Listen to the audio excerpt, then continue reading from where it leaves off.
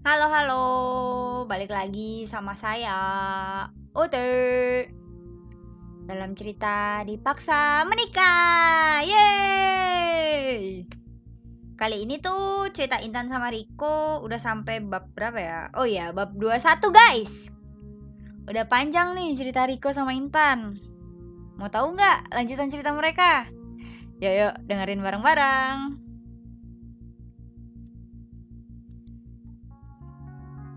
Saking terburu-burunya, Intan tidak membawa handuk ke dalam kamar mandi. Setelah mandi, ia baru sadar kalau tadi setelah bangun tidur, ia langsung berlari masuk ke dalam kamar mandi. Ia berharap Riko sudah bangun dan pergi dari kamarnya. Intan membuka pintu kamar mandi pelan-pelan, lalu mengintip ke dalam kamarnya. Ia merasa lega karena Riko sudah pergi. Intan pun keluar kamar mandi dalam keadaan telanjang, lalu mengambil handuknya dan mengeringkan badannya. Setelah itu, ia memakai seragamnya, menyisir rambutnya, memakai bedak dan lip balm, serta lotion ke tangan dan kakinya. Tidak lupa menyemprotkan parfum ke bajunya. Setelah itu, Intan keluar dari kamarnya sambil memakai jam tangan di tangan kirinya dan melihat Riko duduk di meja makan dengan secangkir kopi, susu, dan roti di depannya. Nih, makan dulu roti, terus minum susu, baru berangkat sekolah, ujar Riko pada Intan. Intan pun melihat jam tangannya masih jam 5.45. Ia pun duduk di samping Riko dan memakan roti yang disiapkan Riko. Setelah itu, menghabiskan susunya. Hati-hati, jangan ngebut. Semoga lancar ujiannya. Nih uang jajannya, ucap Riko sambil memberikan uang 50.000. Intan pun menerima lalu salim kayak anak ke bapaknya. Setelah kepergian Intan, Riko menelpon sekretarisnya, Lia. Halo Pak. Riko, nanti belikan aku sarapan ya. Terus langsung taruh aja di meja ruanganku. Lia, baik Pak.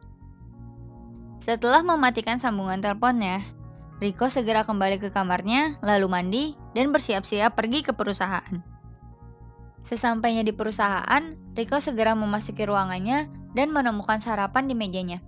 Ia pun segera menyantapnya karena ia membiasakan sarapan pagi. Tidak berapa lama, Romi, asisten sekaligus sahabatnya, masuk ke ruangannya. Tumben sarapan di kantor. Pembantu kamu cuti emangnya? Tanya Romi sambil duduk di sofa ruangan Riko. Enggak, dia udah berhenti malah, jawab Riko lalu menyuap makanannya. Terus, mau nyari lagi? Tanya Romi. Enggak ah, jawab Riko. Lah, emang kamu bisa ngurus rumah segede gitu sendirian?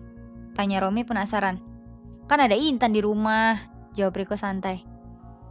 Serius? Asik dong. Bagi nomor HP-nya Intan dong, pinta Romi sambil mengeluarkan ponselnya. Nggak ada, jawab Riko. Lah kan kalian serumah, masa nggak punya sih? Sini HP lu, ujar Romi lalu mengambil ponsel Riko yang ada di atas meja. Udahlah, jangan ganggu dia Rom, ucap Riko sambil menyaut ponselnya kembali dari tangan Romi.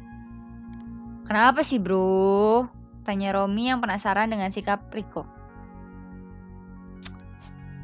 Intan itu istri aku, jawab Riko jujur pada sahabatnya itu. Romi pun tertawa. Kamu gila Rik, sepupu sendiri dibilang istri. Rosa mau lu taruh mana? Ucap Romi tak percaya. Kemarin Intan sendiri yang mengatakan kalau dia sepupunya Riko. Lagian dia masih sekolah, gak mungkin menikah dikala ia masih sekolah. Yah terserah deh kalau gak mau percaya, balas Riko lalu berdiri dan pergi untuk meeting dengan klien. Dikira gue bakal percaya. Lucu banget bercandaan lu Rik. Gumam Romi saat Riko sudah pergi. Karena hari ini tryout, Intan pulang jam 10 pagi. Ia pulang ke rumah ibunya karena merasa rindu sudah 1 minggu tidak bertemu dengan ibunya. Gimana Tan? Kamu betah di sana? Tanya Bu Romla pada Intan yang rebahan di kamarnya. Betah banget Bu, Mas Riko baik sama Intan. Uang jajan Intan ditambahin lagi, jawab Intan jujur. Syukurlah kalau begitu. Ibu tuh mikirin kamu, takut gak betah di sana. Kalau ada apa-apa, kamu bilang sama bapak sama ibu ya, Tan. Ucap Bu Romlah khawatir.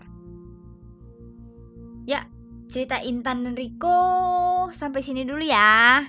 Terima kasih sudah setia mengikuti cerita Dipaksa Menikah. Sampai jumpa di bab berikutnya. Dadah.